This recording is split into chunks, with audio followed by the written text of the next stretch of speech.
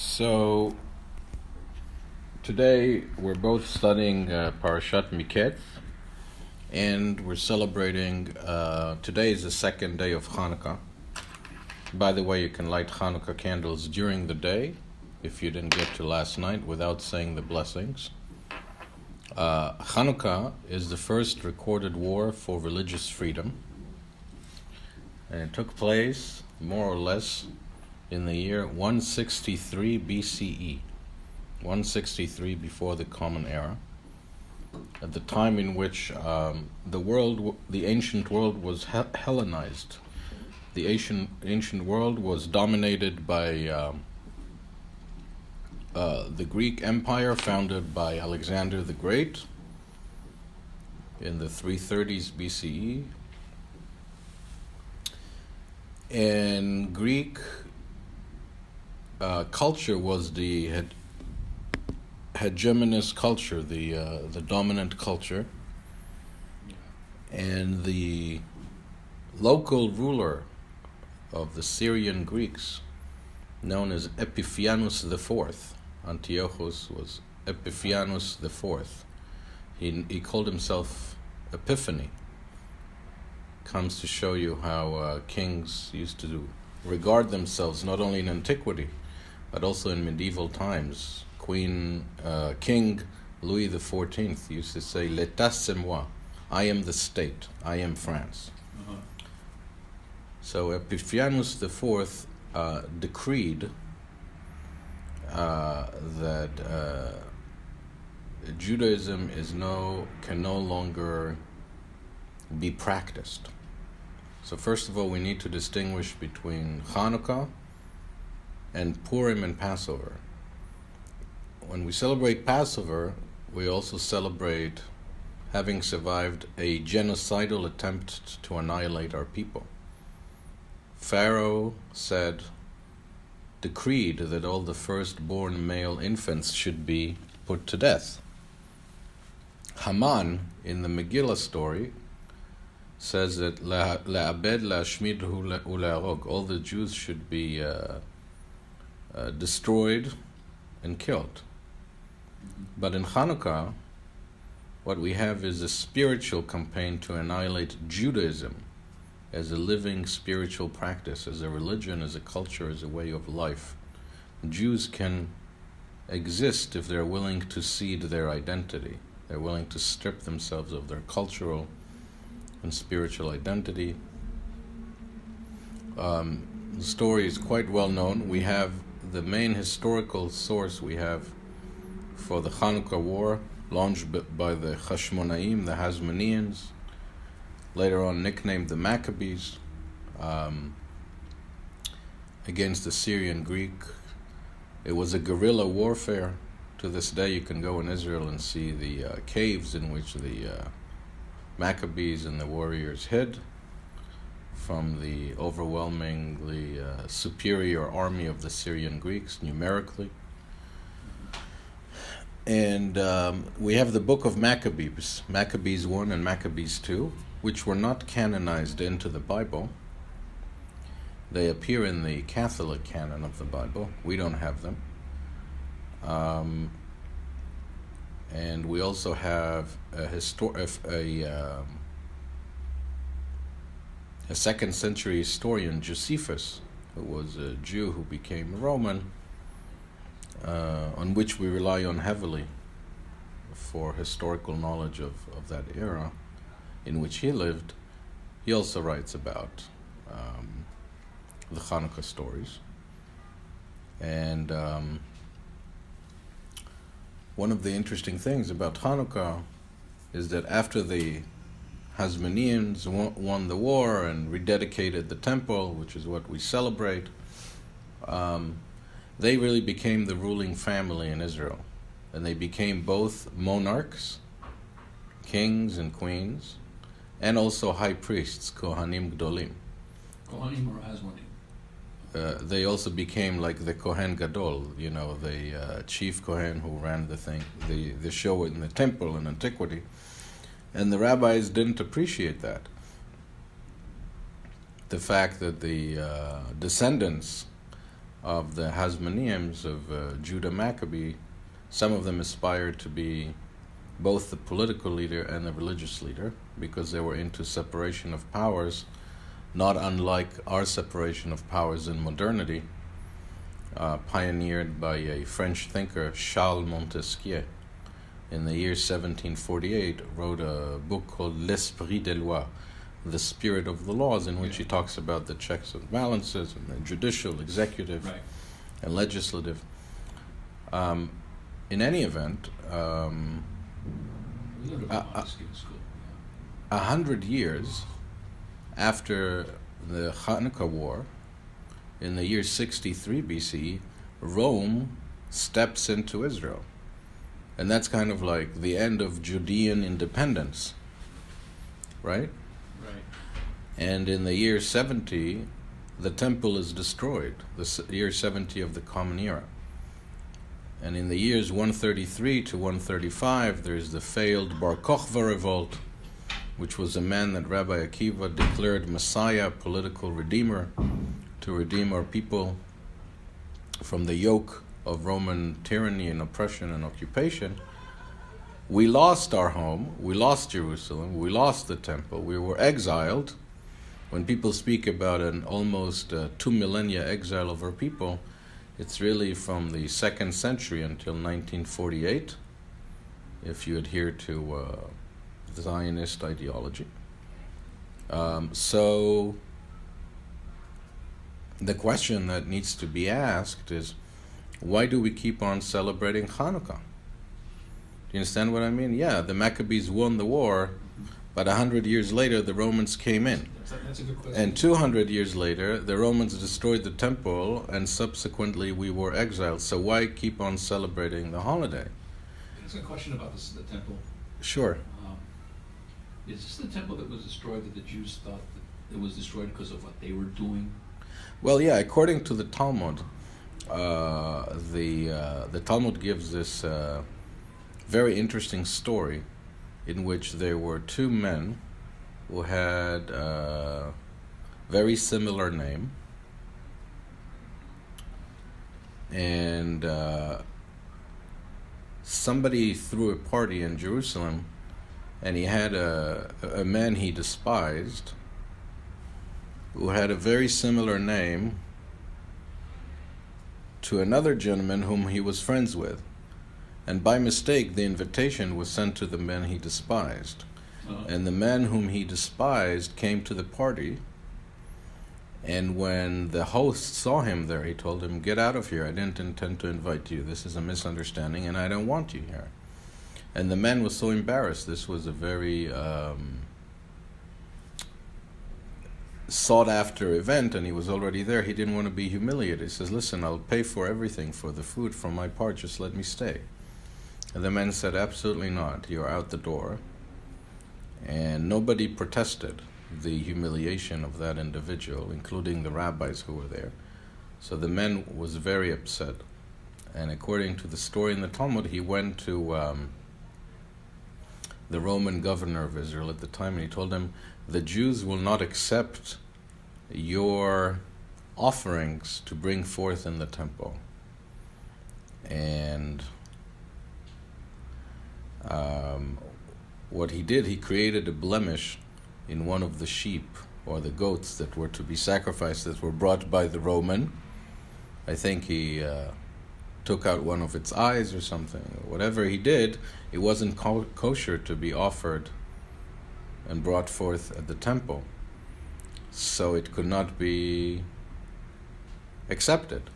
And then the Romans were offended, according to the Talmud, and as a result of which, all hell broke loose. So yes, the Romans say that the Talmud says that the second temple was destroyed on account of baseless hatred of Jew against Jew. Which is apropos our Torah portion, because we saw last week the selling of Joseph, how the selling of Joseph ultimately caused everyone to descend to Egypt and to be exiled at some point.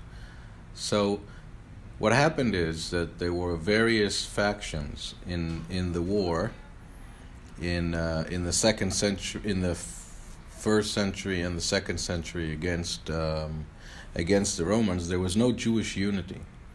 And I think the rabbis wanted to make a point that in the absence of Jewish unity, we are very vulnerable to our external enemies, which are always superior to us numerically.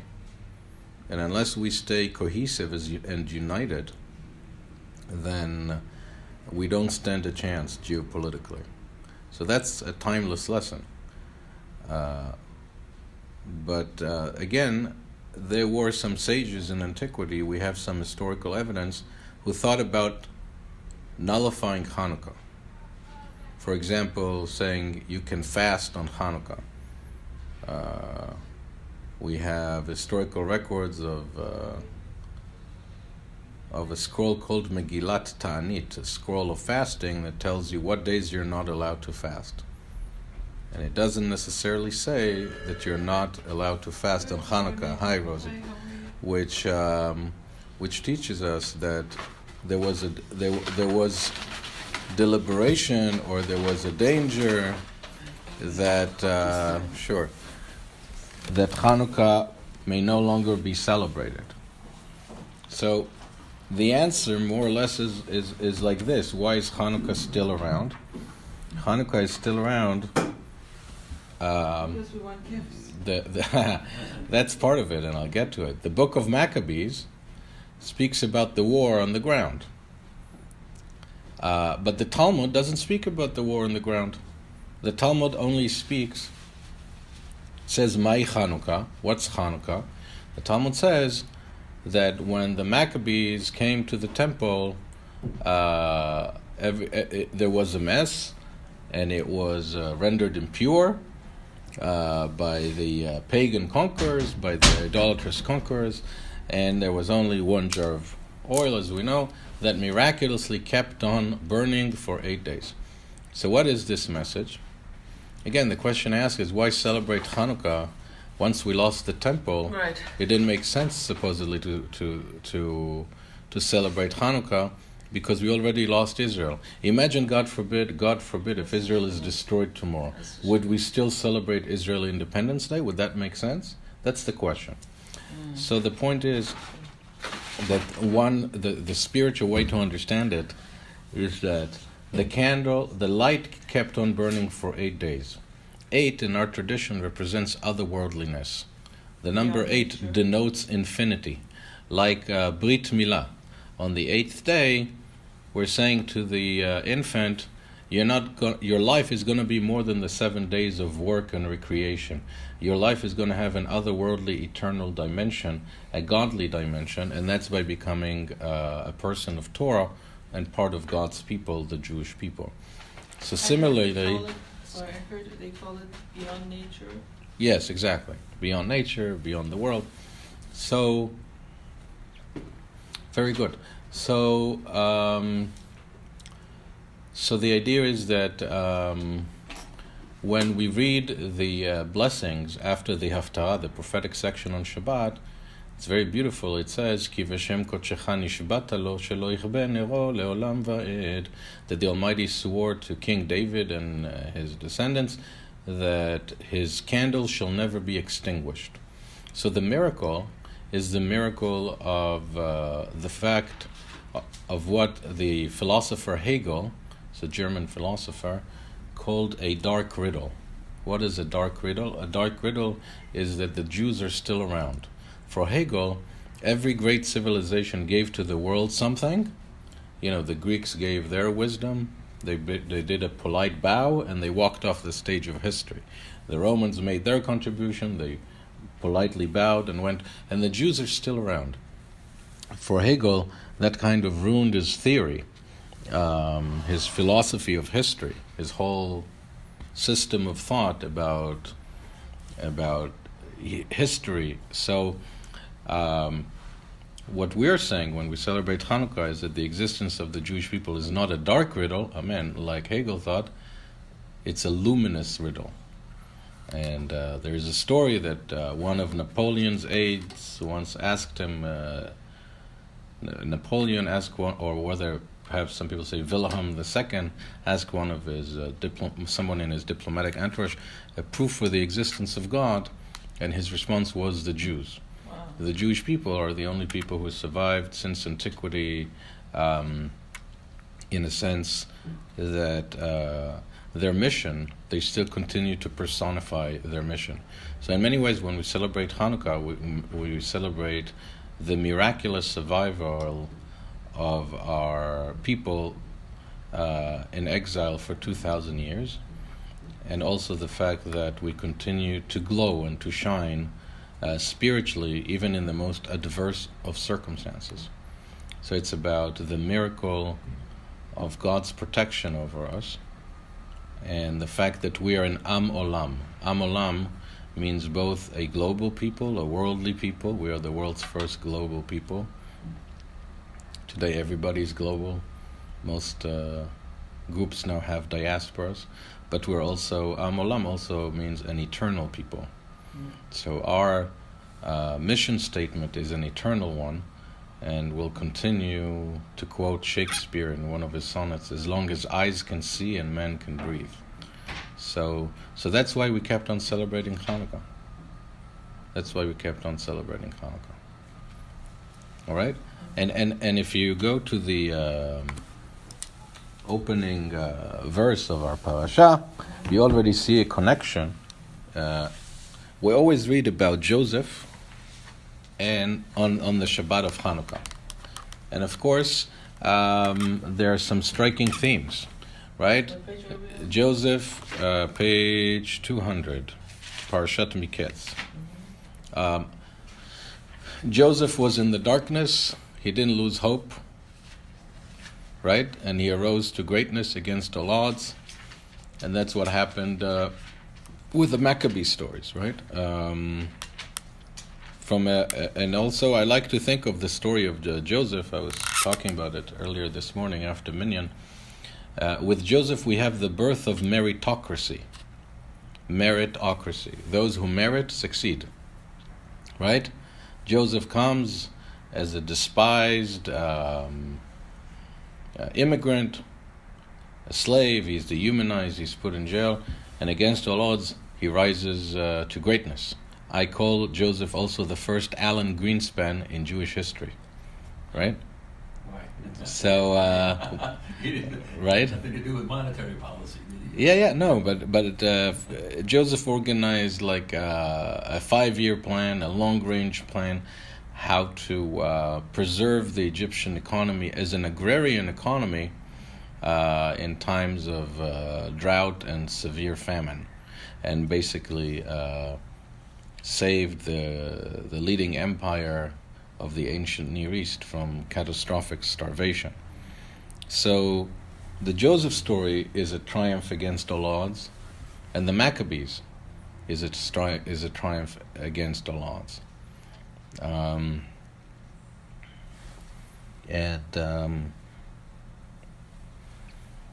The Maccabees vanquish the ruling empire and don't give up their identity.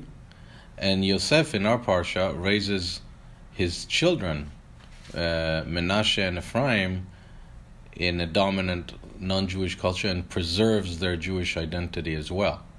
So both Joseph and the Maccabees were equal to the task, if you like, of preserving the Jewish way of life and culture in face of a culture that was antithetical to Jewish values and not sympathetic, sometimes even aggressive towards Jewish values.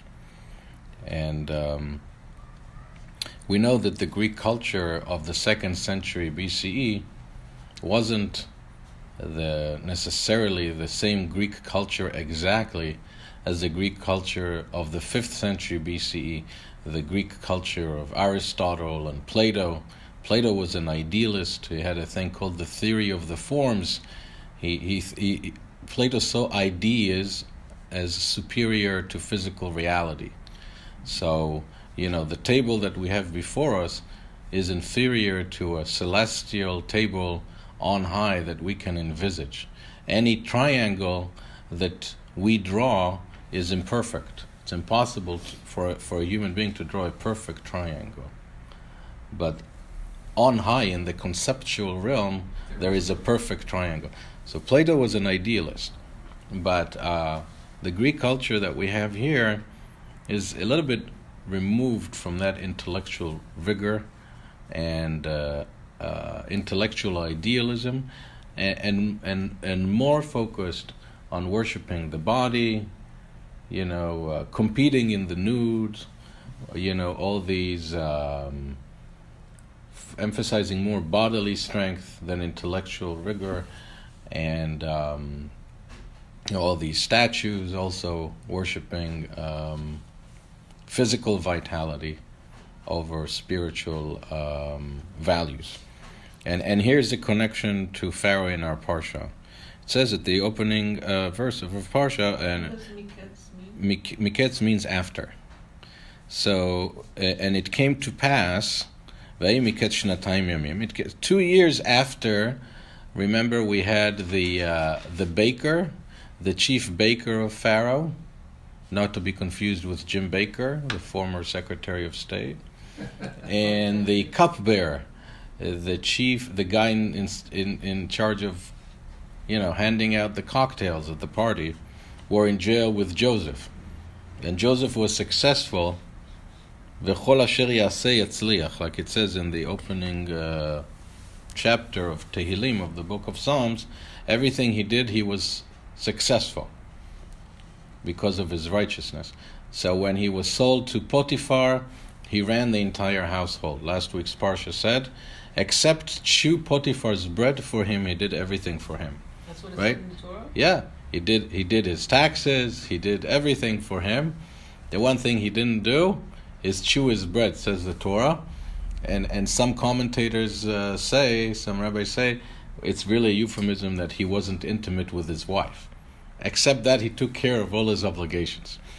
And of course in prison too, Joseph's organizational talents come into play and are instantly recognized, in his charisma and uniqueness. So he becomes almost part of the team of the wards in prison. And his spiritual genius is highly regarded, and he solves the dreams of the cupbearer and the baker. And he tells them basically, they both have a recurring dream, and the bottom line of what Joseph says is, Mr. Baker, you're going to get your post back. Mr. Cupbearer, you're going to be executed. And that's what happened. But unfortunately, when people go back or go to the top, some people forget who helped them or who brought them there. So the baker went back to his work and never told anyone about this incredible young man whom he encountered in jail. So 2 more years passed since the baker was released and went back to work for Pharaoh. That's where we are. By the way, Vayehi, the word that opens our parasha, the sages tell us that it's mostly lashon tsar. It's the language of grief. If you have the word Vayehi, many times it means something bad is going to happen.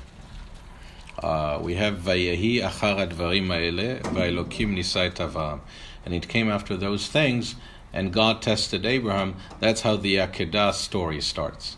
So he says, Vayi Miketz shnatayim yamim. And so it came to pass, after 2 years, Joseph is doing 2 more years in prison. U'Pharaoh cholem. Pharaoh is dreaming, right? Notice how many dreams we have in the Joseph saga, right? We have his dreams, we have the cupbearer's dream. This month is all dreams. The month What? They call this month. Yeah. Kislev, the month of dreams. Right. Kislev is the month of dreams. We have always been dreamers since Jacob's dream of unifying heaven and earth through the ladder, which is really about the task of the Jew to unify the spiritual and the physical through prayer and brachot. That our goal is to spiritualize our physical existence, that everything that we do should also be imbued with a spiritual dimension, not only a physical dimension. That's why we say a bracha even when we have a snack bar. There's even a bracha to say after we use the bathroom, being cognizant, aware, and appreciative of the fact that our body is functioning well, hence we can exist and be healthy. So the idea is that there is no physical encounter, action, entity in the world that you cannot upgrade to also have a spiritual experience as well. That was the dream of Jacob. Then we have the dream of Joseph, all the way to Freud's book about dreams. The Maccabees had the dream of defeating the greatest empire. We had a dream. In fact, we sing on Shabbat and Yom Tov and Chagim on Birkat HaMazon. We sing a psalm, Shir LaMa'alot B'shuv Hashem Et Zion Haynu Kel Cholmim, a song to the ascent. When we came back to Zion, to Israel, we were as dreamers. It was like a dream. And there's a beautiful story that the late Elie Wiesel used to recount. It's a great historical joke, with a great point, that, Vienna 100 years ago was a Jewish city the way New York City is a Jewish city today. It was vibrant with Jewish culture. About 10% of Vienna was Jewish, and great world geniuses resided in Vienna. And in one street, there lived Theodor Herzl, Sigmund Freud, and a celebrated playwright in that time called Arthur Schnitzler. They all lived in. They all lived in the same street. And the way the story goes is Elie Wiesel says, "Thank God that Herzl never ran into Freud, because he would have walked up to him and says, 'Dr. Freud, I have this dream that's tormenting me.'" And Freud would have told him, "What is this dream?" And he would have said, "Well, I have this dream of taking the Jews back to Israel." And then Freud would give him set an appointment in his clinic and cure him of his dream. It would have never happened. And it would have never happened. So notice that the word chalom in Hebrew, dream, has the same letters as the word lechem, which means bread. So dreams, if you like, are the bread and butter of the human spirit, right? Without dreaming, you can't achieve much, right? There's also a story that when Ben Gurion declared independence in 1948, people told him, "This is suicide. We're going to be destroyed by the combined attack of 6-7 Arab armies and the Palestinians from within." So Ben Gurion responded by saying, "A Jew who doesn't believe in miracles is not realistic." Wow. So the word chalom, dream, is from the same root as lechem, which is bread. So dreams are the bread and butter of the human spirit, and also the same letters as the word milchama. Lacham also means to fight. So you have to fight for your dreams. You have to roll your sleeves, and you have to work hard, and you have to sacrifice, and you have to endure. You have to persevere. You have to know failure and heartache and still continue. Resilience. So all these words are connected linguistically and symbolically in Hebrew. Dream, bread, and war. And what? And war. Fighting for your dream. So it came to pass 2 years after the baker was released from jail, and Pharaoh is dreaming, Vehine omed al hayor, et voila, he is standing on the Nile. Behold, he is standing on the Nile. Why is Pharaoh standing on the Nile? Why is the Torah telling us that Pharaoh is standing on the Nile? There must be a reason. It's not superfluous. That's a rabbinic principle, that if something is there, we are to homiletically expound upon it and find some spiritual insights about this. So Pharaoh is standing on the Nile. First of all, it says in the book of Ezekiel, the opening chapters of the book of Ezekiel are replete with all kinds of visions, esoteric visions, that later on the Kabbalah used for a lot of its literature, the Kabbalistic literature. Now, it says in the book of Ezekiel that Pharaoh said, Li hayeor va'anochi asitini. The Nile belongs to me, not to Egypt, to me, it's mine. Va'anochi asitini, and I created myself. Not my mommy and daddy, me. I created myself. He thought that he wanted to show that he's beyond humans. Yeah, so he deified himself like a lot of egomaniacs in history, right? Like the North Korean dictator today, like Hitler and Stalin and many others, and monarchs throughout history, not only in antiquity, also in medieval times. So there's even a commentary that says that later on in the book of Exodus, it says that Moses went to meet Pharaoh early in the morning, and the commentary says that he would go early out by the Nile to relieve himself of his bodily needs, use the bathroom, because he didn't want those around him to know that he's actually going to the bathroom, that he's flesh and blood. So, but an important teaching here from our sages is that the Pharaoh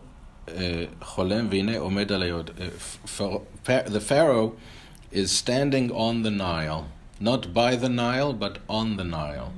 And the idea is that his entire existence was anchored in the material aspect of life. The Nile was the chief resource of the Egyptian economy. Everything, Egypt lived or died by the Nile. The irrigation system, everything came from the Nile. So, hi Judith. Hello. So basically, welcome. So this is an idea. We spoke about Greek culture was mostly about, at that point in history, was about might over right, the physical over the spiritual and the moral. And here we have another ancient civilization. For Pharaoh, it's all about economic power, not about spiritual power. And the secret of the resilience and tenacity and survival and thriving of our people is that that's not our way. It says in the morning service, there's a verse we read twice. Ele varecha ve'ele vasusim v'anachnu b'shem Hashem naskir. There are those who hinge their existence on horses and chariots, tanks and F-16s, but we call out to Hashem. Hema karu v'nafalu. They eventually kneel down from the weight of history and the challenges of history, and they fall. They falter. Hashem Moshia Melech Yanenu v'yom karenu. But we carry on. Hashem redeems us. The King answers us when we call unto Him. So the fact that Jewish history is not only about a people in a land, holding the land with sovereignty and military might, is a secret of the eternity of the Jewish people. The fact that we are not like the pharaohs, that we are not like the Syrian Greeks, that our national center ultimately is a book called the Torah, and a series of books, which is the halachic corpus, the Talmud, the Mishnah, the prayer books. Ours is a spiritual identity. There was a prominent literary theorist called George Steiner, and he wrote about Judaism. He wrote an article called "The Text is Homeland." The text is our homeland. The Torah is our home. So that's why we could not be defeated when we were defeated militarily. Now, who understood that? Balak. In the book of Numbers, we're going to get to a ruler called Balak, who understood that we are ultimately a spiritual superpower. To eradicate the Jewish people, you need to destroy them spiritually. They cannot be destroyed physically, ultimately. And that's why he hired Bilam, or as they say in English usually, Balaam, in order to curse the Jewish people so that they lose their moral and spiritual equilibrium. So Pharaoh is standing on the Nile. So the only way they could get to the Jews was with girls and sex. Mm-hmm. It's still like that today. Well, there's a lot to be said about the fact that All the internet. it's about it's about our focus. It's about our spiritual focus. Absolutely, I think that the future of the Jewish people is in our own hands more than at any other time in Jewish history. Page 200. Thank you.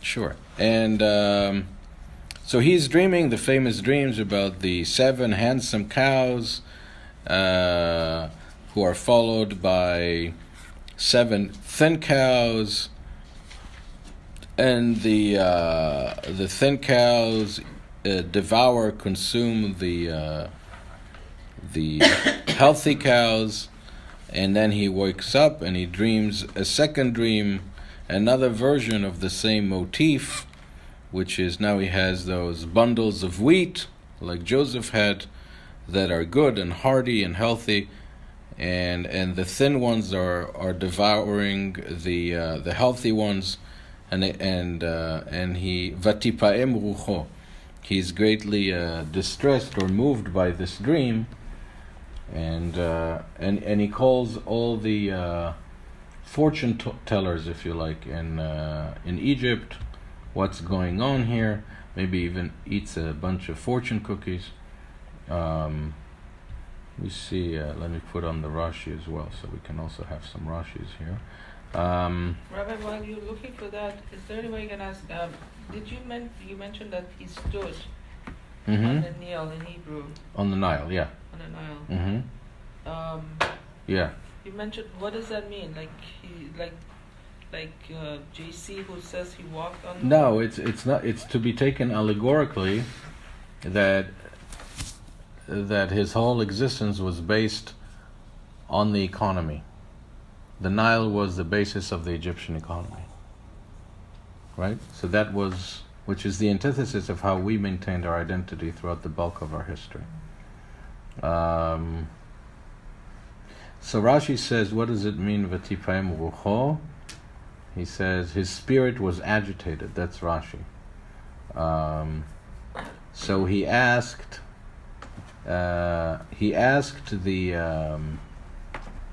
his Chaltumim, the magicians in Egypt and the wise men of Egypt, and nobody solved them, and poter otam leFaro. Nobody interpreted them in a manner that was satisfactory. Rashi says they did interpret them, but not for Pharaoh. He wasn't satisfied by their interpretation. And then look what happens. By the way, earlier I made a mistake. The baker was the one who was executed. The cupbearer was the one who was brought back to business. And now we have the first anti-Semitic statement in history. In verse 9. Verse 9. Which is on page 202, 203. The chief cupbearer says to Pharaoh, Et chata'ai ani maskir hayom. I am mentioning my sins today. Remember when you threw me in jail? And that ruined my whole day. And he's telling us, V'nachlama chalom echad, chalom belayla echad, ani vehu ish ki pitom chalomo chalamno.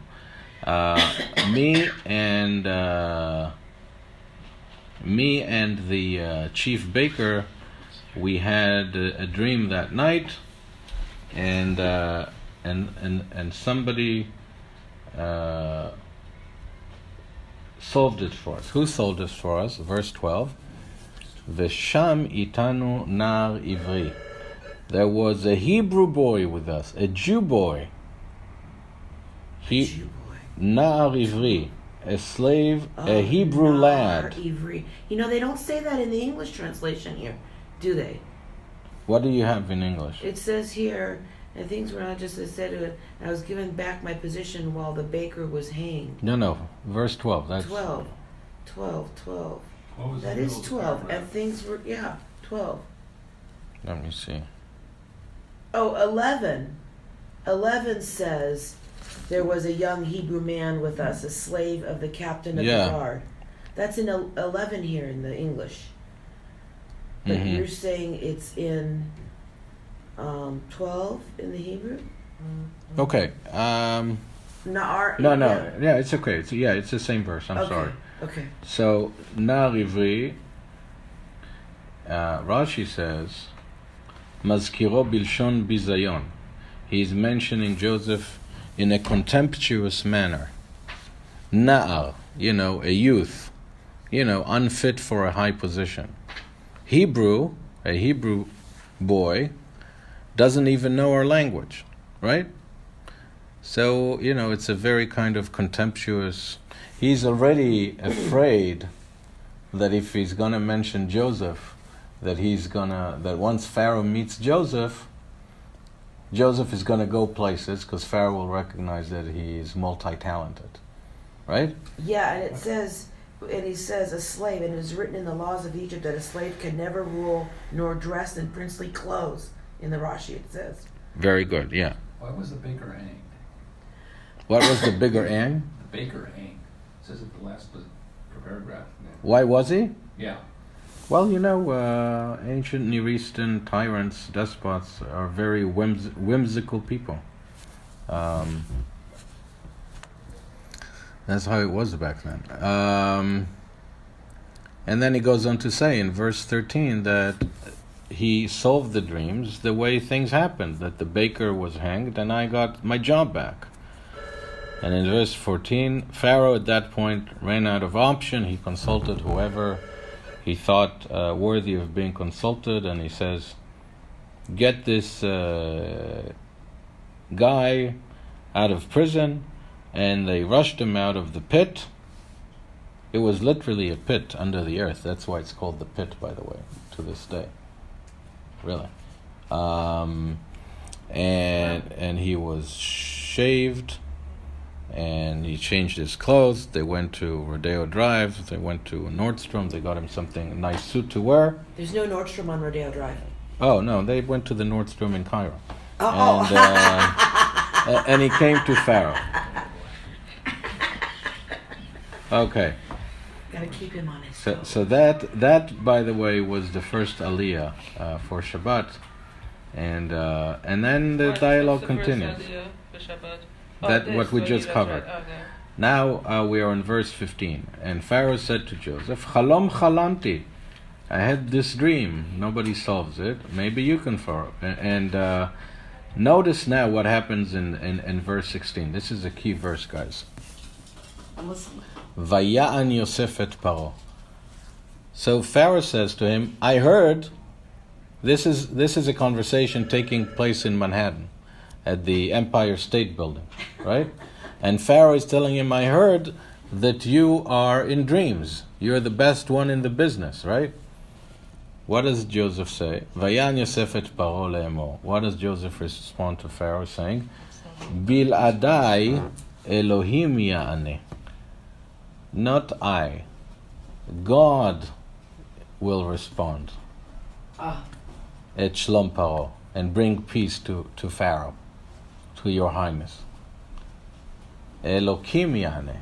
God solves dreams. That's very powerful. So, notice the metamorphosis of Joseph. I was thinking about it and working about this earlier this week, friends. Like if I were to write a piece about this, I would call it Joseph from cosmic narcissism to ultimate altruism. Joseph, we spoke about his narcissism last week, how Rashi says that he used to check himself in the mirror and do his eyelashes. He was almost girly. And they described him as good looking. Right. And very good. He's the only man that the Torah says had both a beautiful face and a beautiful physique. Handsome and beautiful. Like his mother was as a woman. And so he has these dreams about his siblings, his parents bowing before him, and then the sun and the moon and the stars. It can be seen as he thought like a pharaoh a little bit, that the power or the gifts that he was gifted with should be used in order to elevate himself above everybody else and have everybody else subservient to him. And now he went through this cleansing process of suffering. We have a concept in our tradition called miruk avonot, which means cleansing our iniquities. There's this notion that when we suffer, whether it's emotional suffering or financial suffering or health suffering or social, whatever it may be, it cleanses us. Because suffering reminds us that we're vulnerable, that we are flesh and blood, that we are weak, that we are ephemeral. So everything that happened to Joseph humbled him. And now he came to the point of great humility. Sorry? It's only God. Right. Yeah. And now it's only God. Everything is min Allah, from God. And that, now he's ready. Now he's ready. Now he's going to be able to run with all his gifts like nobody's business and become the first Alan Greenspan or Jack Lew of Jewish history, the first great Jewish economist who runs the economy of the ancient world, of the greatest empire of the ancient world. He's the first great Jewish economic financial mind. And not only that, the Kabbalah teaches us that Joseph also nourished, we mentioned it I think in passing last week, he also nourished all his extended family when they moved to Egypt with Torah. So he was also a soul provider, if you like. He nourished and quenched people's thirst and hunger for Torah also. So it's not me, it's God. What a transformation, right? And again, the same thing, verse 17. And Pharaoh spoke to Joseph, saying, in my dream I am standing on the edge of the Nile. And then he's reiterating the dream again. And in verse 25, Joseph said, in Hebrew we say, Ota geveret beshinui aderet. It's the same lady in a different outfit, if you like. Page 204, 205. The theme is the same theme. The motif is the same motif. The symbolism changes, but the meaning is one and the same. And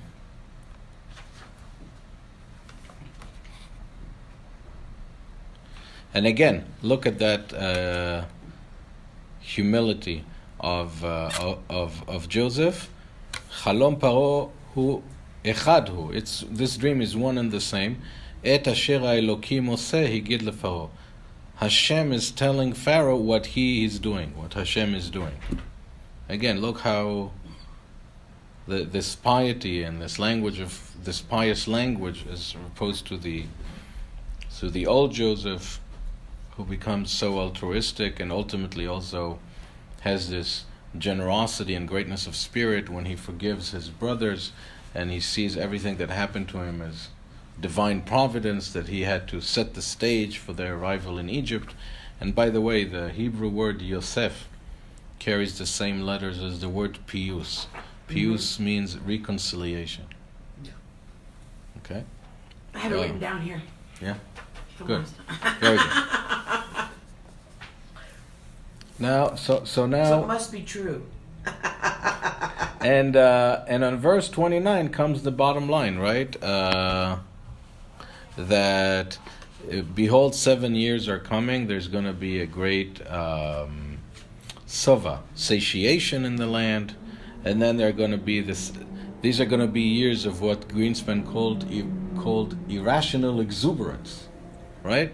When the stock market just goes up and up and nobody knows even why.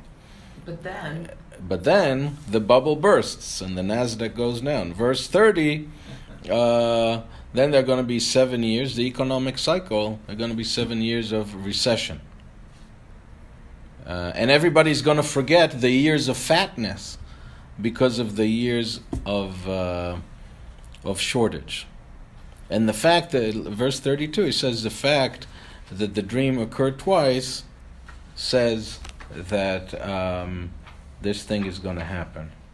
Now, by the way, today, people come to me quite often and talk to me about dreams. Our sages say that sleep is 1/60th in death, less than 2% of death. Like a tiny little taste of death. Isn't that why there's the prayer when we wake up? Yeah. Yeah. And of course, at some point, people reach an age where when they wake up, they're really cognizant of it more than we are. When somebody's in their 90s, they really don't know if they're going to wake up.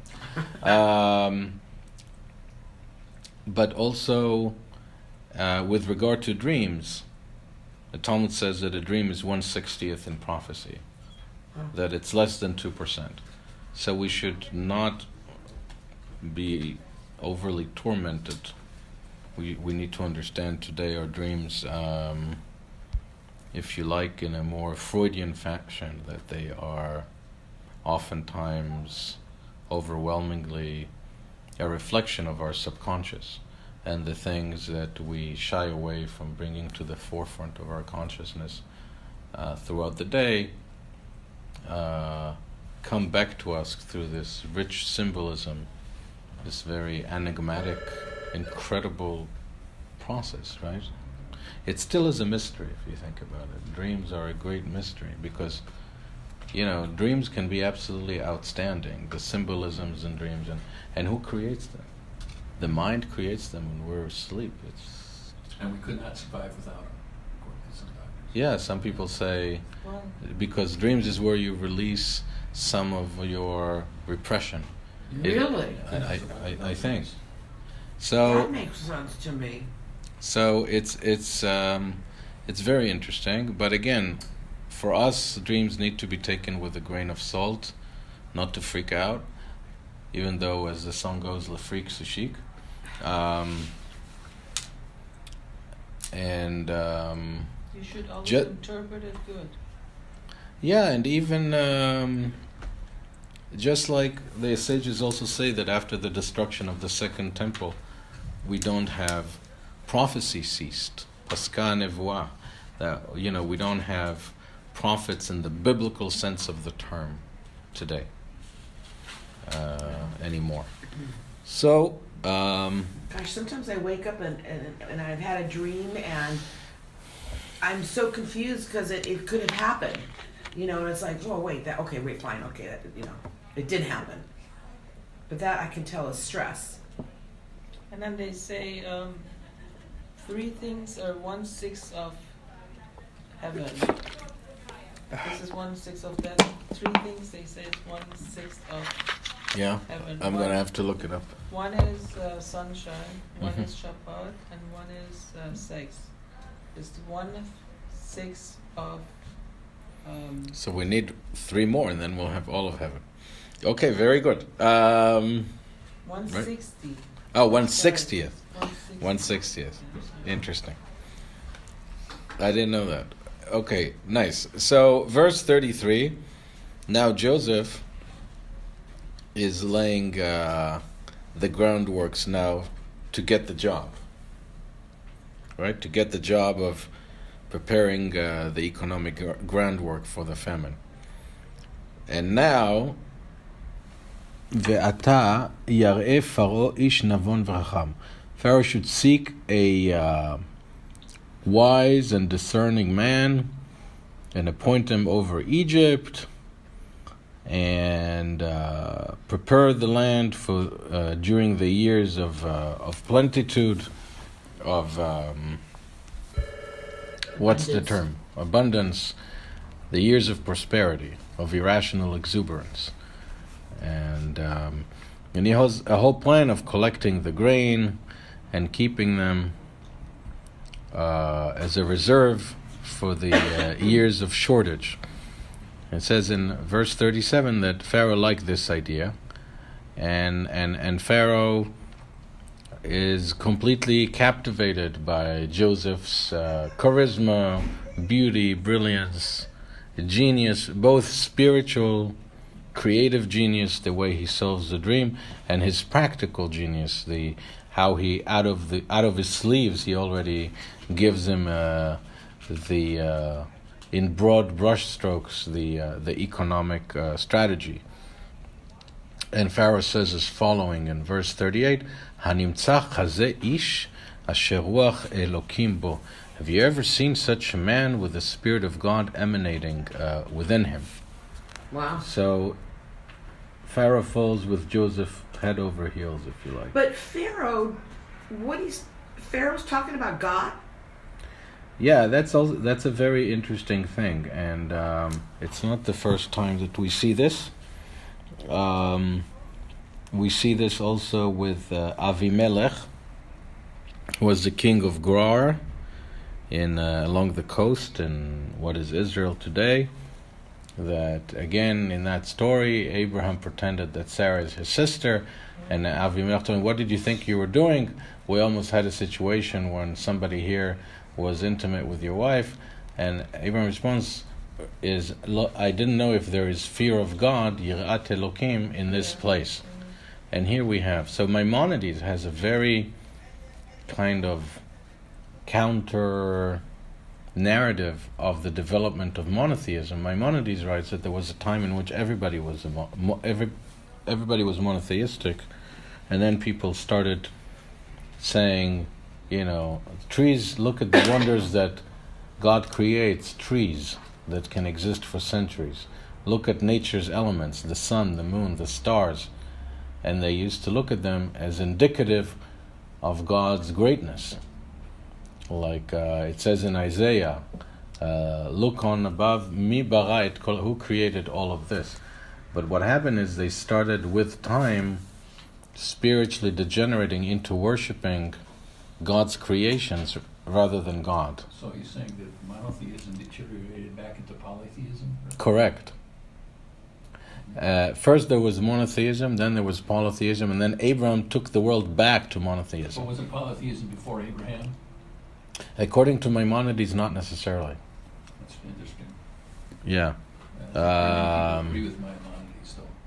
But also notice, do you remember that we learned that the different words, the different names for God in the Torah denote different human perspectives on God? That the word Elohim denotes God as the creator of the universe and the one who sets the laws of nature in motion, the one who has physical dominion over all of the world, all of nature. And that's what Pharaoh says. He's saying Elohim. Pharaoh is not saying Yud Hey Vav Hey, which is an intimate God that you pray with, that embraces you when you fall, and that dances with you when you celebrate.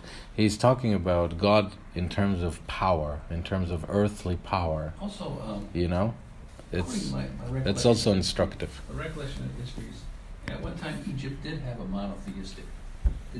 That's correct. For a short time. That's correct, but what they did, and Freud writes about it, they worshipped the sun god.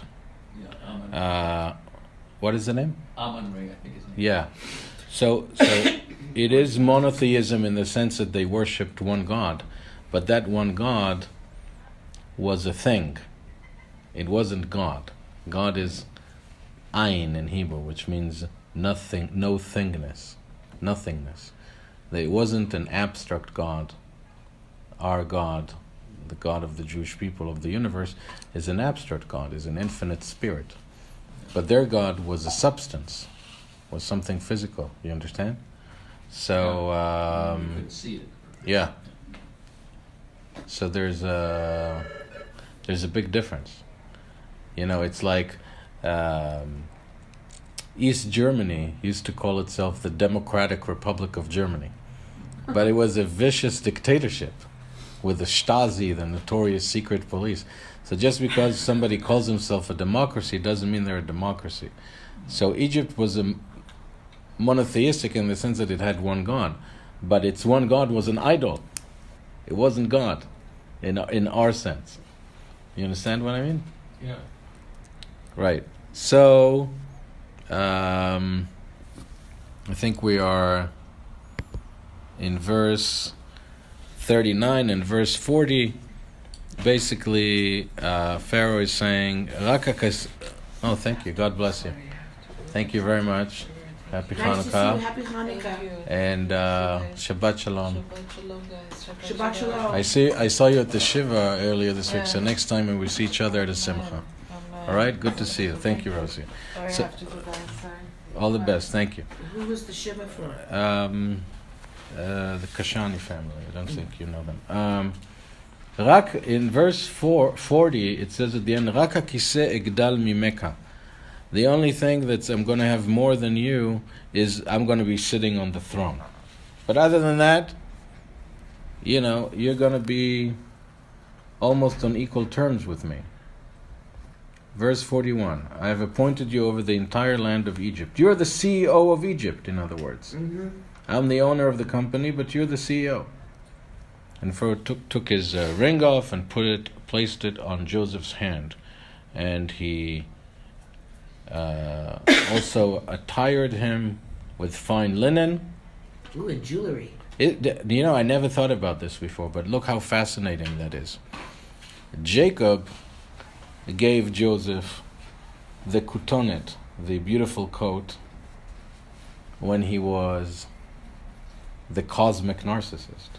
Mm-hmm. But now he's getting, again, a beautiful clothing when he is the ultimate altruistic figure, when he's the giver, when he's getting clothes again.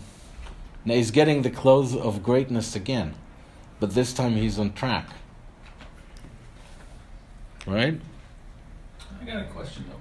And he puts a golden chain around his neck, and I guess that's part of the regal uniform. Yes, Eli. When do kind of the chronology is, when does Pharaoh get not Pharaoh but Joseph get sold as a slave and then the Jews become the slaves in Egypt? Mm-hmm. Is that after this or before it? No, he was already sold as a slave. He already did time in Egypt as a slave.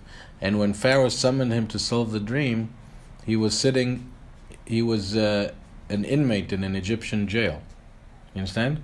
But so the Jews are slaves at this time? No, not yet. He's the only guy who is he's in the only one Egypt. there. Okay, that's what I thought. Right. They're going to come soon in this parsha.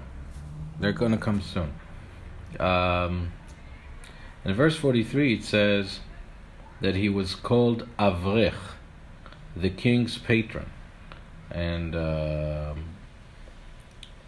by the way, that's what they call ultra-Orthodox men in Israel today. They call them Avrech.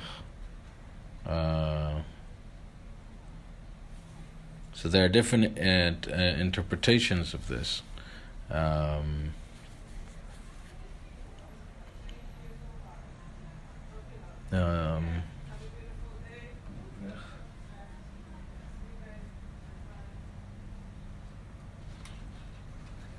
And Rabbi Yehuda in the Midrash in Sifrei says that Avrech says that it's two words, Av and Rech. And Av is Joseph was a father in wisdom, and he was tender in years. Avrach. So he was wise like a father, like a patriarch, like somebody of advanced age, but he was rach, he was soft in years. He was only 30 when he basically started running Egypt. And on verse 45 we learn that Pharaoh gave Joseph a new name, Tzafnat Paaneach. And Rashi says, what does Tzafnat Paaneach means? Wait, his name was Safnat Paaneach. Paneach. Good. What does that mean? What on earth? Well, Rashi tells us that it means Mefaresh Hatzfunot, the one who explains hidden things. So the Hebrew word for a code in modern Hebrew today is tzofen. like tzafnat. Code? Yeah, like a secret code. Really? So it basically means the one who cracks codes. Code cracker. That's really what he called him, code cracker. Wow. Yeah. As opposed to a safe cracker.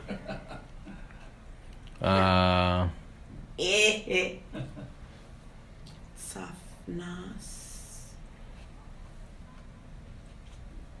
Yeah. Now. Yeah. What? But that's in what language? It's in. I guess it's in. Maybe. I guess it may have been ancient Egyptian. Okay, let's see what it says down here. Rashi It doesn't says, tell us what language it is. No. Because that's interesting. I mean, because that's Hebrew. Yeah. And he gave him Osnat bat Potifera Kohen on Leisha. He gave him. He married a woman called Osnat, and according to Rashi, the daughter of Potifera, according to Rashi, it's actually the daughter of Potiphar. And verse 46 gives us the chronology that Joseph was 30. What is this? Yeah. About Potiphar? Yeah. I'm reading here? Yeah. So there's a midrash that not only Potiphar's wife was interested in Joseph, but Potiphar himself was interested in Joseph. That's right. Oh my God! Yeah, it's like a dynasty or something, right? So they castrated him and made him a girl and gave it a girl name. No. It says that he became emasculated because he was desirous of Joseph. But in the Rashi it says as a result of becoming castrated. He's very specific and leaves nothing to doubt in the Rashi. Yeah, that's right. And that's from the Talmud, actually. That appears in the Talmud in Tractate Sota, page 13b. So Joseph was 30 when he stood before Pharaoh, and who is Potiphar? Potiphar was the guy who purchased Joseph when he came to Egypt, whom he worked for, and whose wife tried to seduce Joseph. It's the same guy. So that was the last one who owned Joseph as a slave. Correct. And he married this guy's daughter. And so hopefully, I guess I'm freely speculating that maybe when he worked there, he liked the daughter, they were friends, and she didn't appreciate what her parents were doing, and maybe they had some sort of a reunion when he became a great man. He looked for her. That's not in the text. I'm just throwing it out there. Wow, this is like a little Mrs. Robinson thing going on. So seriously. So now you know about the story, right? The graduate, the mother, Dustin Hoffman, seduced the boy, Mrs. Robinson, and he wanted to marry her daughter. And they ran off together. That's why he tried to seduce them. He wanted her to marry a daughter. Yeah, and he did seduce the daughter. He did run off with the daughter. So, verse 50. So we jumped a few verses forwards where Joseph accumulated all his. He started implementing his economic plan for the years of shortage. And in verse 50, it says that with Osnat, Joseph had 2 boys before the years of hunger.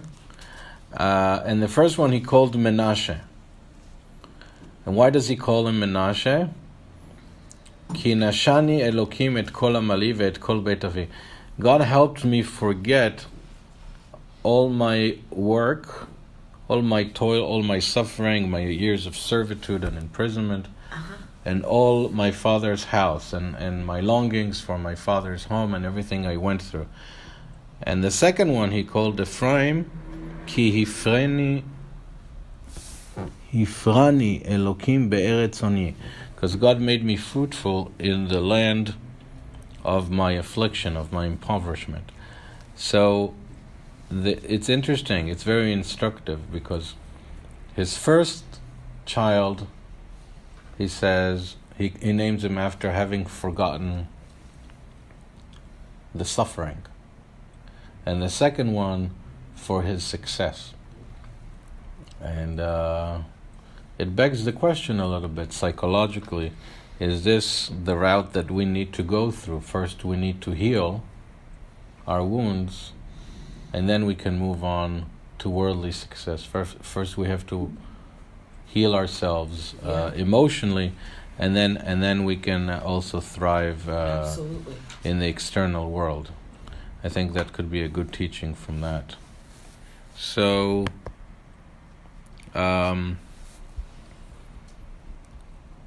after that, the famine comes, and Joseph takes care of business and saves people from starvation. And the whole saga of the brothers coming down to Egypt to fetch food begins, at the culmination of which next week, in 2 Shabbats' time, Joseph will reveal his true identity to the brothers. But here Jacob tells the brothers, I heard there's food in Egypt, go down to Egypt and get some food. But he doesn't want Benjamin, Joseph's only full brother from mother Rachel. Remember, Rachel had Joseph and Benjamin and died giving birth to Benjamin. He's keeping Benjamin at home because he already lost Joseph, as far as he knows. And they come before him, and they don't recognize him. And Rashi says it's because Joseph was a kid. He was 17, and he didn't have a beard, and now he has a beard, and they don't recognize him, and he recognizes them, and he talks with them in a harsh way, and he's accusing them of being spies. And they're saying, we're not spies. He says, yes, you are. You're here on a spying agenda. You want to scout out the fortifications in Egypt. He says, no, we're all siblings, and we have a young brother at home. And he says he doesn't believe them, and I said, I'll test you. And what he does, he takes Shimon, one of the brothers, and leaves him as collateral in Egypt. And he says, no, you guys have to go to Israel. You have to go back to the land of Canaan and bring your youngest brother. Otherwise, Shimon is not going to be released. And they go back, and Jacob is distraught, and he says, there's no way I'm going to let Benjamin go down with you. And Reuben says something really stupid. He says, well, take my kids as collateral. And Jacob tells him, what kind of nonsense you're saying? You're saying that I would harm my own grandchildren, your children. But ultimately, he has to relent. And he gives them ample fruits, and they go down to Egypt. And Joseph played a trick on them. When they went back to Israel without Simon, without Shimon, he put all their money that they paid for the wheat back in their bags. So when they came back home, they saw that they didn't pay. And why did Joseph hold Shimon? Because Shimon and Levi were the bad boys. They were like the Detroit Pistons. And he knew that already? Yeah, because they were the ones who killed all the inhabitants of Shechem, of Nablus, after the raping of their Joseph sister. already knew who they were. They just didn't know who Joseph was. Correct. Okay. Correct. So he's kind of torturing them a little bit. Yeah. And he makes them go get Shimon and all this trading going on. But why Get Benjamin. Why the money back in? That's because he wants them to have the money. He doesn't want to take money from his brothers. Okay. So, and when he saw Benjamin, he says, bring the people home, and we'll dine when they come back. And they bring him back the money, and he tells them, don't worry, this is godly, this is God's money for you. And Shimon comes back to them, and he asks him if his father is still alive, and they said, yeah, our father is still alive. And he sees Benjamin. Now the final... Now Benjamin is his full brother. Exactly. Okay. So he wanted Benjamin. Yeah, and it's very dramatic, in verse 30 in chapter 43. 43:30. Okay, let's go. 43:30. It's 43:30. Here. It says. That's where he's charging them of being spies. He's telling them that they're spies in verse 30, isn't he? It's Joseph. No. That's when he shows compassion. Chapter 44. No, 43:30. Joseph hurried to go out because his compassion was aroused toward his brother, and he wanted to weep. Yeah, and he went to another room to cry. Yeah. And then he washed his face. Look at the drama, right? And he holds himself, and they eat together. And it's very interesting. You see, in verse 32, we have a piece of ancient Near Eastern anthropology. It says that he was eating here's more with them along because the Egyptians wouldn't eat with the Hebrew. Wow. Because it was an abomination for him. Oh my goodness. To share a table with them. Is that past? Where is that at? 43:32. What page? Let me hold on.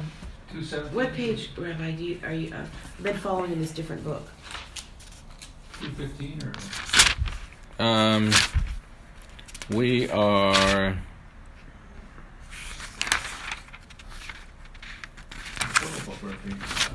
He's checking. We are now on page 224.